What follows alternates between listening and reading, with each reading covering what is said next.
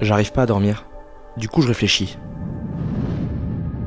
La France est championne du monde, les gens sont heureux, c'est beau, et pourtant j'ai quand même un goût bizarre dans la bouche. Un truc qui passe pas.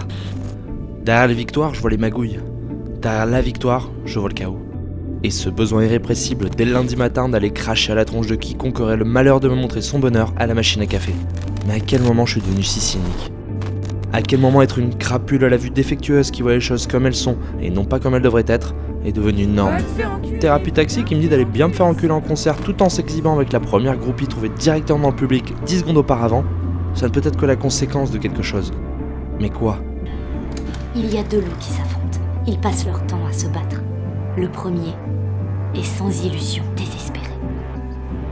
Le second est enthousiaste, confiant. Lequel de ces deux loups va gagner? Oui, bon, d'accord. D'accord, bien. Alors je te laisse si tu veux pas répondre. Avec le monde dans lequel on vit, les mensonges, les scandales alimentaires, sanitaires, où le moindre micro-événement est sujet à des polémiques énormes pour cacher le reste, forcément on se sent obligé de se mettre une carapace. Alors on croit plus à rien, on remet tout en cause, même les choses les plus évidentes, à tel point que la Terre est devenue plate pour certains, et le réchauffement climatique un complot. C'est bien, on se laisse pas faire, on ne fera pas avaler n'importe quoi. Vous pouvez voir le futur. Et vous êtes terrorisé par ce que vous voyez. Comment réagissez-vous? Vous vous tournez vers qui? Les hommes politiques? Les grands industriels? Et comment les convaincre? Avec des données, des chiffres. Bonne chance. L'humour, grande marque du cynisme, peut s'avérer salvateur, mais il n'y a rien de pire qu'un cynique désenchanté. Et pendant ce temps-là, votre terre commence à pourrir sous vos yeux. Et les gens à mourir simultanément, les uns d'obésité, les autres de faim. Si quelqu'un est capable de m'expliquer ça, ça m'intéresse. Si on n'a plus d'espoir, c'est le monde entier qui s'arrête d'avancer. Quand on accepte fatalement qu'il n'y a plus rien à faire, qu'on accepte de se laisser faire, qu'on abandonne ses rêves, ses projets, comme si finalement il n'avait plus envie d'y croire, plus envie de se laisser porter. On a exploré l'univers, guéri des maladies incurables, donné naissance aux plus grands artistes et à la plus grande puissance économique du monde. Notre ambition nous donnait des ailes. Le cynisme semble être une fatalité aujourd'hui, impossible de passer outre. Pas le choix sinon on se fait avoir. Mais pourquoi devrait-il être synonyme de défaite et de renonciation? Pourquoi ne pourrait-il pas être associé à l'espoir? Pourquoi ne pourrait-on pas avoir conscience du monde dans lequel on vit et en même temps vouloir le faire évoluer dans le bon sens? Si j'ai bien compris, tout va très mal.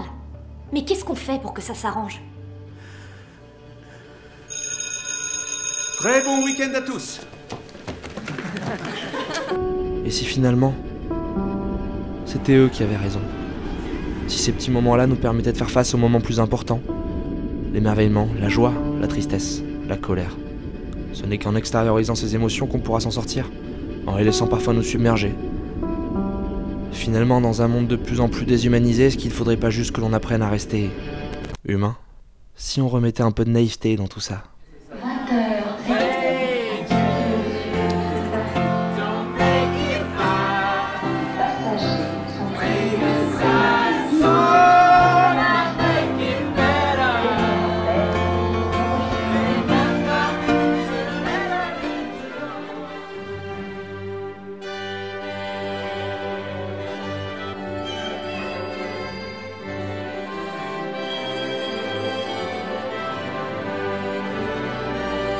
Parcourez le monde et faites ce qu'elle aurait fait. Trouvez ceux qui ne baissent pas les bras. Ils incarnent l'avenir.